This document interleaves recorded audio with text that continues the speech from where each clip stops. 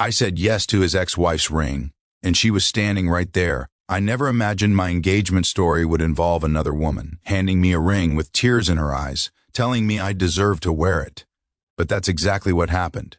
And if you stick with me until the end, you'll understand why this moment changed everything I thought I knew about love, forgiveness, and second chances.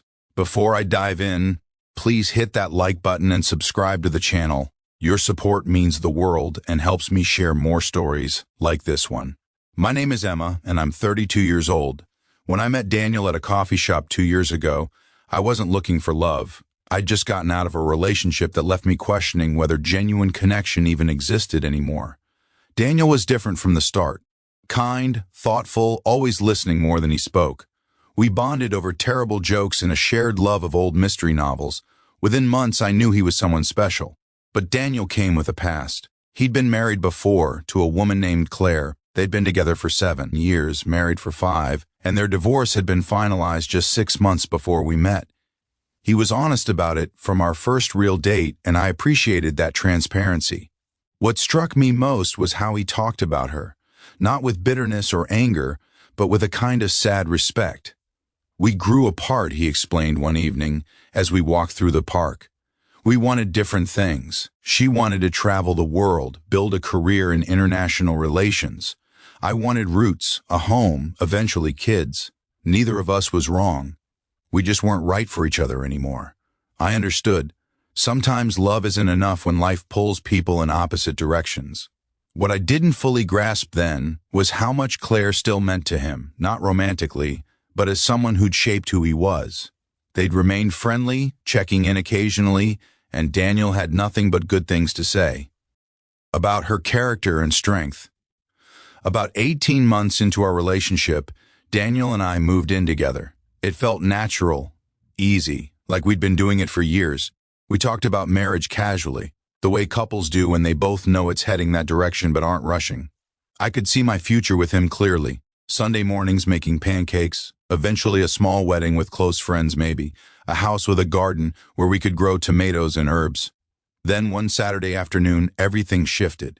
Daniel seemed nervous all day, fidgeting with his phone, checking the time repeatedly. I asked if he was okay, and he said he had something important to discuss. My heart started racing. Was something wrong? Was he having second thoughts about us? That evening, he asked me to get dressed up because we were going somewhere special. I put on my favorite blue dress, confused but going along with it. We drove to an upscale restaurant downtown, the kind with soft lighting and menus without prices. I assumed he was just being romantic, maybe celebrating some work achievement he hadn't mentioned yet. We were seated at a quiet corner table. Daniel ordered wine, but I noticed he barely touched his glass. His hands were shaking slightly. I reached across the table and squeezed his fingers. "Daniel, you're scaring me. What's going on?" Before he could answer, someone approached our table. I looked up and saw a beautiful woman with dark hair pulled back in an elegant bun, wearing a sophisticated gray pantsuit. She had kind eyes and a nervous smile. "Emma," Daniel said, his voice thick with emotion.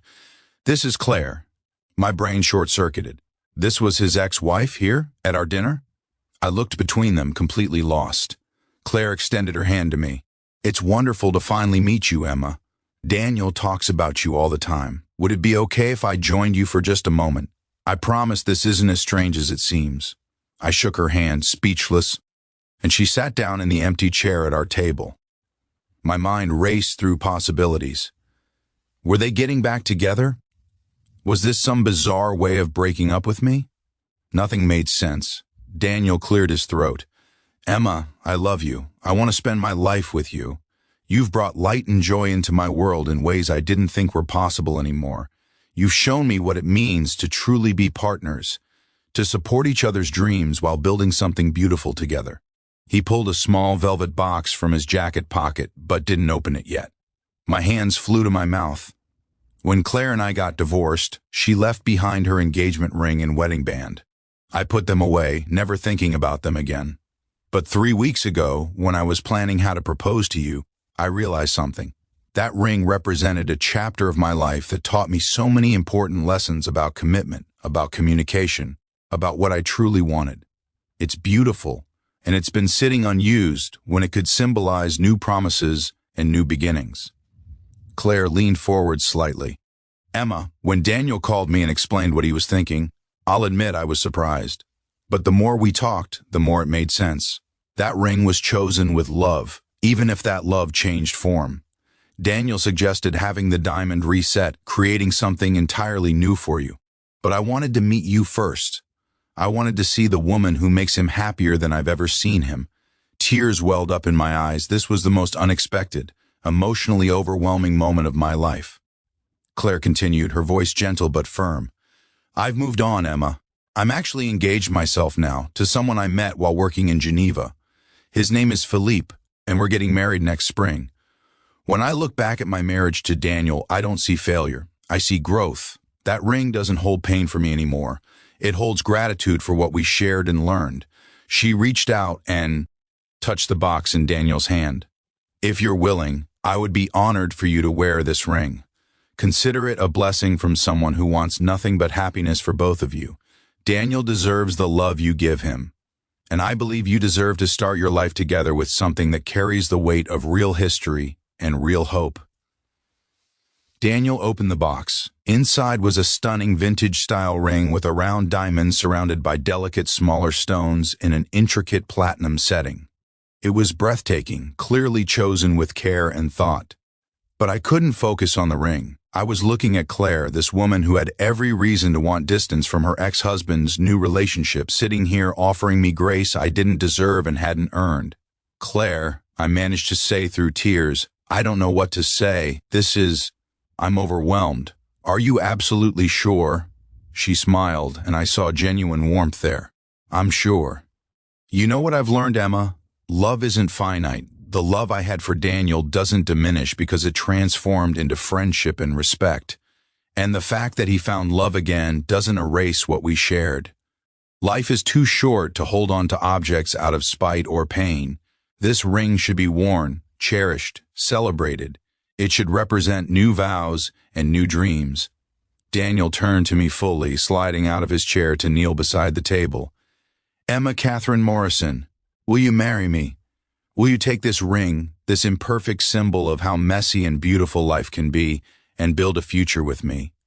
Will you let me love you through all the challenges and joys ahead? I couldn't speak.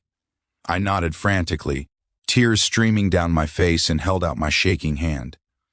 Daniel slipped the ring onto my finger, and it fit perfectly, as if it had been waiting for this exact moment. Claire stood and wiped her own eyes, coming around the table to hug me. Welcome to the family, she whispered. Take care of each other.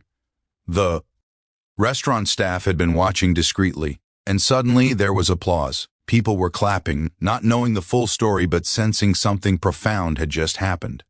Claire stayed for one glass of champagne, toasting to our future, and then gracefully excused herself, leaving Daniel and me alone to process everything. That night, lying in bed with my new engagement ring catching the moonlight, I asked Daniel the question that had been burning in my mind. How did you know I'd say yes? What if I'd been uncomfortable with the ring's history? He pulled me closer. Then we would have gone shopping the next day and found something else. Your comfort and happiness matter more than any ring. But I know you, Emma. I know your heart. You've always said you believe people can love again after heartbreak, that endings can become beginnings. I took a chance that you'd see this the way I did, as proof that beautiful things can have complicated histories and still shine. Planning the wedding was surreal. Claire sent a congratulations card and a generous gift. She didn't come to the wedding, which felt appropriate, but she sent a note that I've kept in my journal. May your marriage be everything you both hope for. May you communicate when it's hard, laugh when it's easy, and never forget why you chose each other. With love and best wishes, Claire. My friends and family were shocked when I told them the ring's origin story. Some thought it was weird, others thought it was beautiful, but everyone agreed it was unusual. My mother worried it was bad luck, but I disagreed. If anything, this ring carried the wisdom of experience. It reminded me that relationships take work, that people change, and that loving someone means sometimes letting them go to find their true path.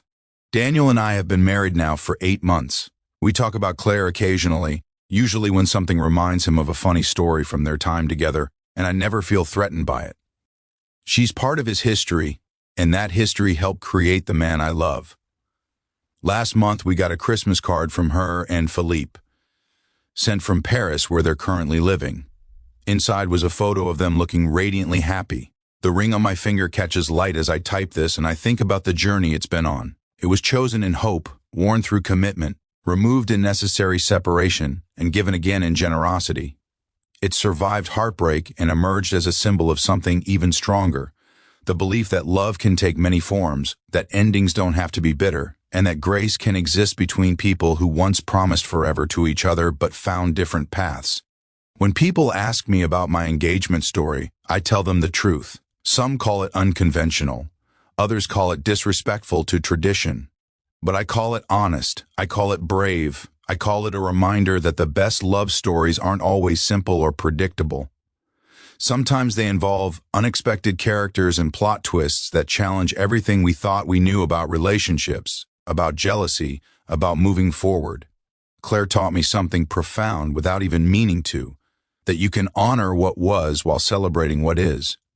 That two women can look at the same man and see different versions of happiness, both valid, both real.